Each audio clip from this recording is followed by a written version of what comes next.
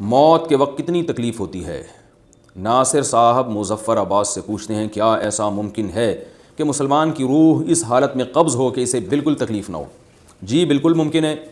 قرآن مجید میں اللہ تعالیٰ کا ارشاد ہے وَالنَّازِعَاتِ غَرْقًا وَالنَّاشِطَاتِ نَشْطًا، قسم ہے ان فرشتوں کی جو روح کو تکلیف سے نکالتے ہیں کھینچ کے،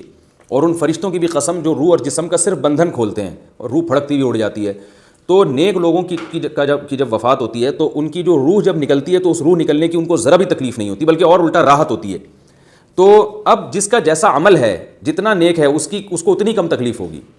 بالکل نیک ہے، زندگی کبائر سے اجتناب سے گزری ہے تو بالکل بھی تکلیف نہیں ہوگی، اور اعمال کے حساب سے پھر اس وقت تکلیف دی جاتی ہے۔ لیکن یاد رکھیں ایک ہے موت کی وقت کی تکلیف، یعنی جسمانی تکلیف، جیسے کسی کا ایکسیڈنٹ ہوا، اس کی ٹانگ کٹ گئی یا اس کا بازو کٹ گیا، تو اس وقت جو اس کو تکلیف ہو اور خون بہنے لگا اور اسی میں اس کی ڈیتھ ہو گئی، تو یہ جو باڈی کو تکلیف ہو رہی ہے نا جو ایکسیڈنٹ کی وجہ سے، یہ ہر ایک کو ہوتی ہے، چاہے نیک ہو یا برا ہو۔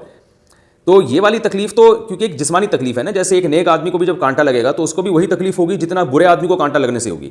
تو ایک تو موت کے وقت وہ عوارض ہیں جو ہماری باڈی پہ پیش آتے ہیں، جیسے کوئی گیس کے اندر بند ہو گیا اور دم گھٹنے لگا اور اسی دم گھٹنے میں وہ مر گیا، تو دم گھٹنے کے دوران تو بہرحال سب کو تکلیف ہوتی ہے، وہ اللہ اگر کسی کو اپنی رحمت سے اس تکلیف سے بچا لے تو وہ اللہ کی مرضی ہے۔ اور ایک تکلیف ہوتی ہے جو روح اور جسم کا رشتہ ختم ہوتے ہوئے ہوتی ہے، یہ والی تکلیف یہ بھی بہت شدید تکلیف ہوتی ہے، یہ گناہگاروں کو اور کافروں کو ہوتی ہے، یہ نیک لوگوں کو یہ تکلیف قرآن کے مطابق نہیں ہوتی۔